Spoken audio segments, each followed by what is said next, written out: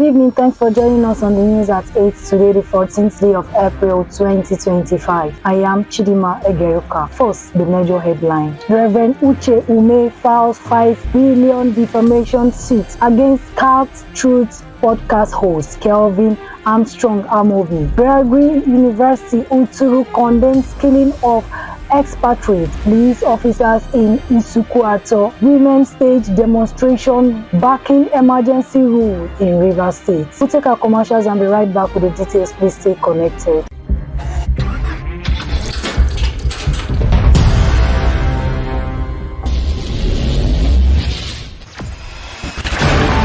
Experience the smooth and strong feeling that consistently surpasses expectation.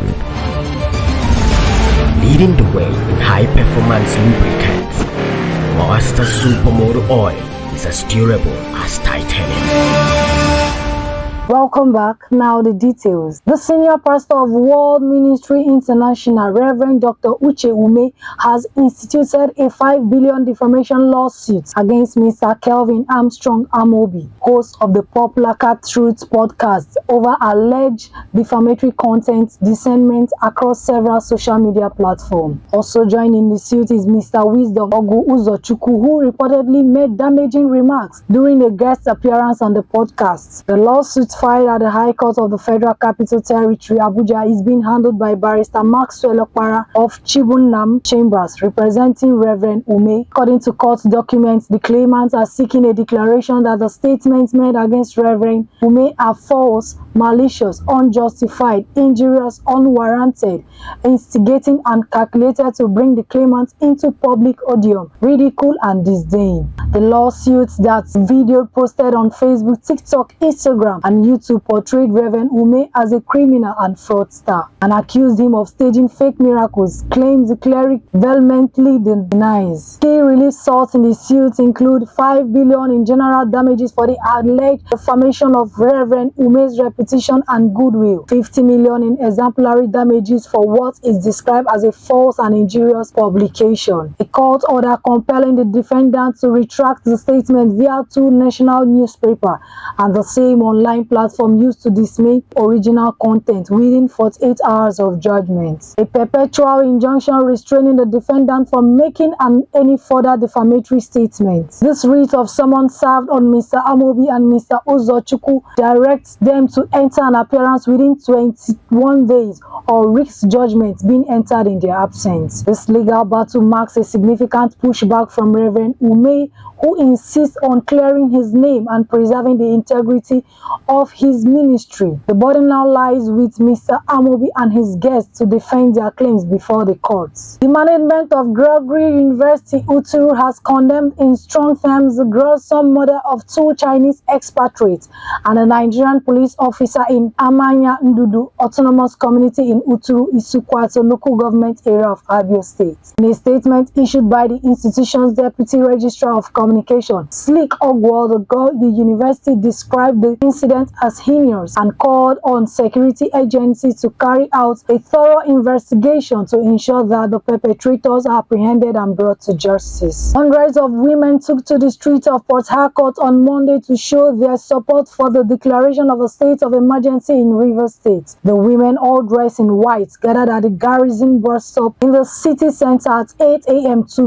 begin the rally. As of the time this report was filed, the women were singing solidarity songs in support of the sole administrator, Vice Admiral Ibok Itibas, along Aba Road and marching towards the government house in Port Harcourt. Inspector F. Young Barsi, a police officer who killed 1 person and injured 2 others in Calabar, the state capital, has been fired by the Cross River State Police Command. The state police spokesman, Irene Ubo, confirmed the dismissal in a statement on Monday, saying Bassi had been charged to court and remanded at the Afong Correctional Center. She said the police officer had been duly dismissed, charged to court and remanded at Afong Correctional Center. We visited the deceased family on the same day and also went to the University of Calabar Teaching Hospital to see the injured victim, who underwent a successful surgery. Senator Monday Okpeholu, the governor of Edo State, had started visiting communities to learn about their needs and diverse solutions for them instead of waiting for the election to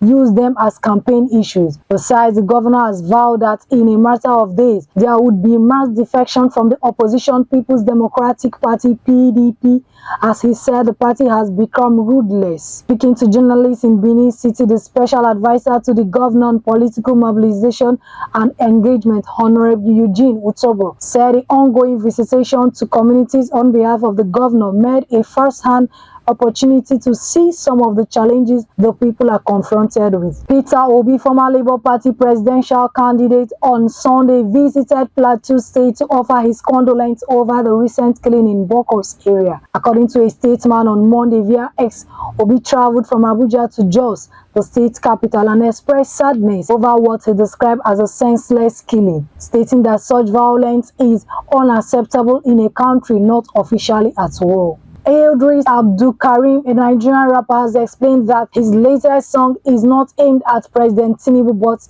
is instead a reaction to a comment made by the president's son, Seyi Tinubu, who claimed his father is the greatest leader Nigeria has ever had. Abdul Karim also condemned the National Broadcasting Commission (NBC) for banning the track, calling the move hypocritical. Speaking on Channels TV Rubin Mind program, Abdul Karim said Nigerian youths are just asking for basics, electricity, security, and enabling economic environment, job creation, and not palliative. Sony has announced a price increase for certain PlayStation 5 consoles in selected markets, excluding the United States, citing challenges, global economic conditions as the reason. The price of the PS5 digital edition, which has no disc drive, will rise by more than 10% in Europe, Britain, and Australia, the company told AFP on Monday. The company said on Sunday in a blog post, the tough decision has been taken with a backdrop of a challenging economic environment, including high inflation and fluctuating exchange rates. According to information obtained by The Punch, Christian leaders in Plateau State are organizing a protest in response to state's